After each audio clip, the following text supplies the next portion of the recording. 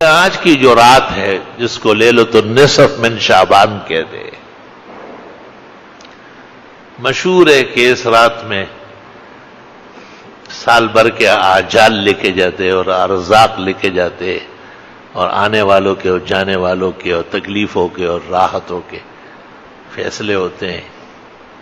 اس میں طرفین کے علماء ہیں، کچھ علماء ایسے ہیں جو اس کو بالکل دروغ قرار دیتے کہ یہ جھوٹی روایت ہے، کہ کوئی حقیقت نہیں، اور ان کے متبعین میں سے بعض لوگ ہیں جو لوگوں کو اس رات کی عبادت سے منع کرتے ہیں یا اس دن کے روزے سے منع کرتے ہیں۔ درست بات یہ ہے کہ یہ رات ثابت ہے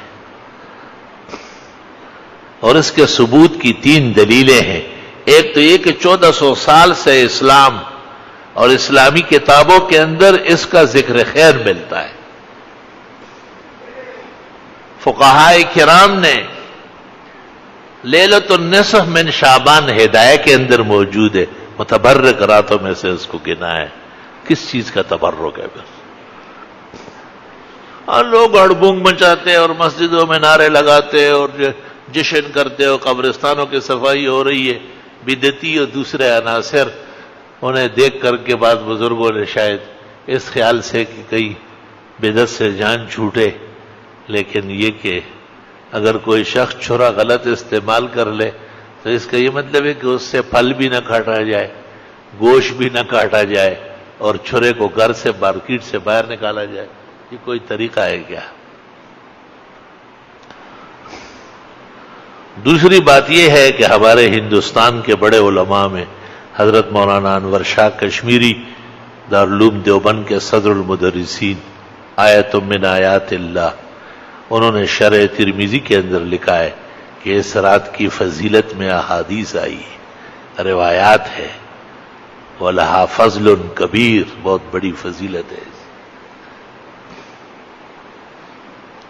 اور تیسری بات یہ کہ بلاد عرب کے انور شاہ شیخ زید الکوثری رحمت اللہ علیہ، جو حضرت شاہ صاحب کے پائے کے بزرگ عالم گزرے ہیں، انہوں نے اپنے مقالات میں 2 مقالے رکھے ہیں، فضیلت لیلۃ النصف من شعبان، اور بڑے بڑے اکابر محدثین کی عبارتیں نقل کی اور فرمایا کہ اس میں 8 حدیثیں ہیں، 5 واقعی کمزور ہے لیکن 3 حدیثیں بالکل صحیح ہیں، جن سے رات کی فضیلت اور دن کے روزے کا استحباب معلوم ہوتا ہے۔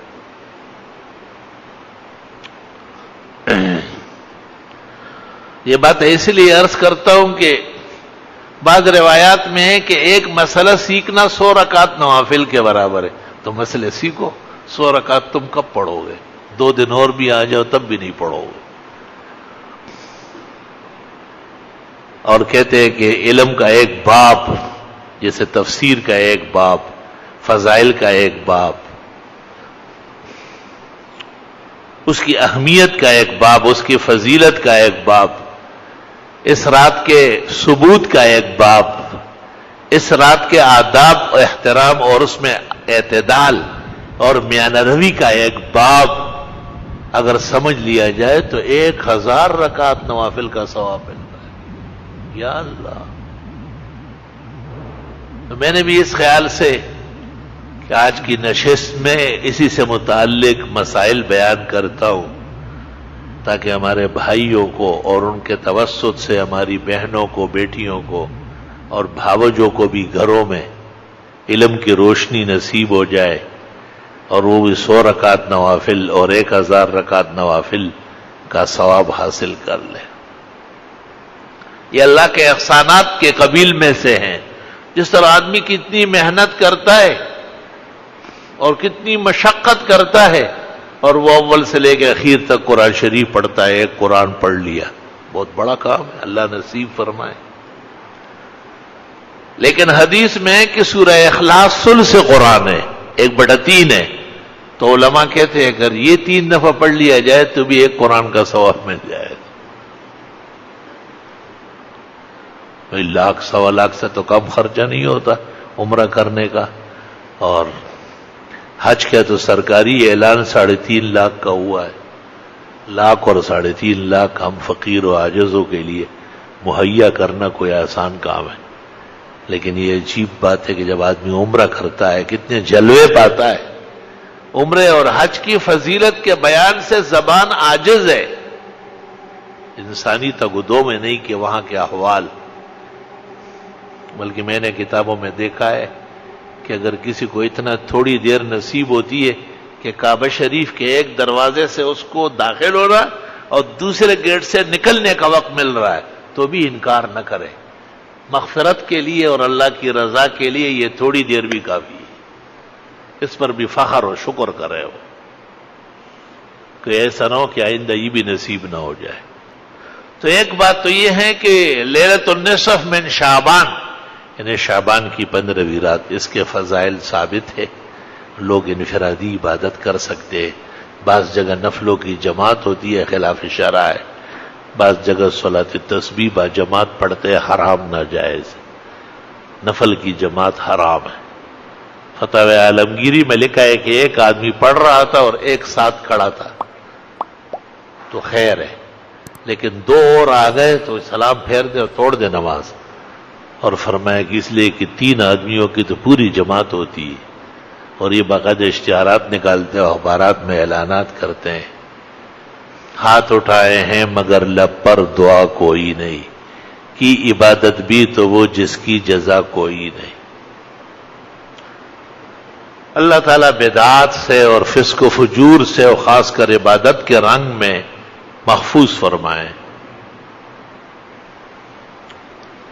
یہ جو پٹاخے پھوٹتے ہیں اور ان راتوں کے اندر قسم قسم کی یہ آتش بازی ہوتی ہے، شاید آپ نے اس پر غور نہیں کیا ہے، یہ ہندوؤں کا رسم ہے. اور ہندوؤں کا رسم کیوں ہے اس کو سن لو، صرف ہنسنے سے کچھ نہیں ہوگا. دیر تک آپ ہنس لے تو ایک پائی بھی آپ کو نہیں ملے گی، سنجیدگی سے سن لے تو نسل آباد رہے گی. چونکہ اسلام میں یہ ہے کہ متبرک راتوں کے اندر سکون ہو، آرام اور راحت ہو. بخاری شریف میں ہے رسول اکرم صلی اللہ علیہ وسلم اپنے گھر سے نکلے اور مسجد نبوی آ رہے تھے کچھ ضروری مسئلہ بیان کرنے کے لیے. آپ نے راستے میں دیکھا کہ 2 مسلمان ایک دوسرے کے ساتھ تو میں کر رہے تھے اور غصے ہو رہے تھے. آپ بہت غمگین ہو کر کے آئے، ممبر پر بیٹھ گئے اور آپ نے کہا کہ مجھ سے وعدہ ہوا تھا کہ لیلۃ القدر کی متعین گھڑی کہ وہ 21ویں ہے یا 23ویں، 25 ہے یا 27 یا 29، ایک ہی رات متعین کر کے دوں گا. لیکن میں نے دیکھا کہ 2 آدمی راستے میں زور زور سے چلا کے ایک دوسرے پر گرم ہو رہے تھے. حق تعالیٰ نے مجھے کہا کہ اب ضرورت نہیں ہے اس امت کو دینے کی، ان کے ہاں تو ایسی بے اعتدالی. دونوں صحابہ تھے، مسلمان تھے، بے قصور تھا، ان کو معلوم نہیں تھا کہ ہماری اس غلطی سے اتنی بڑی پکڑ ہوگی. اور یہ چونکہ مسلمانوں نے اس رات کو بڑی محبوبیت سے، بڑے سکون سے منانے کی کوشش کی. آگے دلیل سن لو. دوسری دلیل یہ کہ ہماری فقہ میں ہے کہ متبرک راتیں مسجد میں منانا مکروہ ہے، اجتماع کرنا مسجدوں میں کراہت سے خالی نہیں ہے. نور الاضاء فقہ کی پہلی کتاب ہے، اس کی عبارت سن لو. وَيُكْرَهُ إِحْيَاءُ اللَّيَالِيَ الْمُتَبَرِّكَةِ وَاجْتِمَاعُهَا فِي الْمَسَاجِدِ. متبرک راتوں کے لیے اکٹھے ہونا اور ساری رات مسجدوں میں جاگنا یہ مکروہ ہے، کیونکہ اس میں بھی ہڑبونگ پیدا ہوتی ہے، اس میں بھی بدنظمی ہوتی ہے. وہاں ایک لیٹا ہوا ہے، ادھر ایک پڑا ہوا ہے. چونکہ مسلمانوں کے ہاں متبرک راتوں کے اندر بڑا سکون، بڑی راحت اور بڑا وقار کے ساتھ راتیں منائی جاتی تھی. اس واسطے ہندوؤں نے پٹاخے پھوٹنا اور شرشریاں چھوڑنا اور آگ برسانا شروع کیا تاکہ ان کی راتوں کی فضیلتیں ختم ہو جائیں. ملک آزاد ہو گیا لیکن نظریہ آزاد نہیں ہوا. جتھے دیکھو تھی اوتھے انکل ہوتی، جہاں تھے وہیں سے وہی چلتا ہے. ہمارے مسلمان بھائی غلطی سے کر رہے ہیں، نہ وہ ہندو ہیں، وہ ہندوؤں پہ لعنت بیچتے ہیں، لیکن انہیں سمجھانے کی ضرورت ہے۔ حدیث شریف میں لوگ زبردست سونے کے اور یاقوت مرجان کے کان ہیں، معدنیات کے خزانے ہیں، کاش کہ ان کو دین سمجھا دیا جائے۔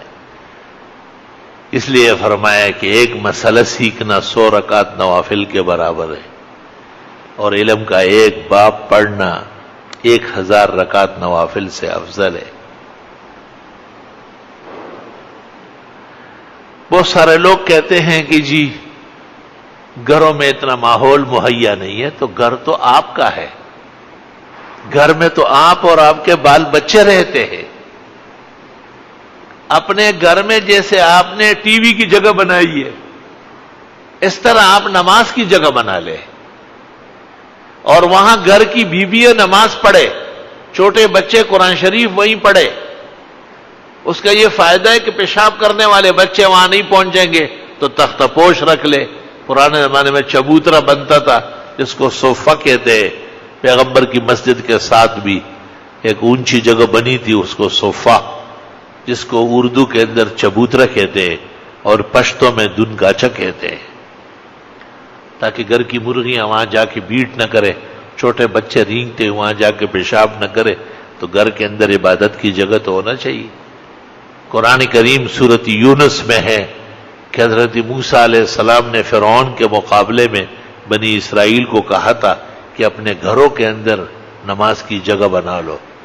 علماء دین کہتے ہیں کہ فرعون ان کو باہر مسجد نہیں بننے دیتا اور نہ مسجد میں نماز پڑھنے دیتا، تو حضرت موسیٰ علیہ السلام نے کہا کہ اپنے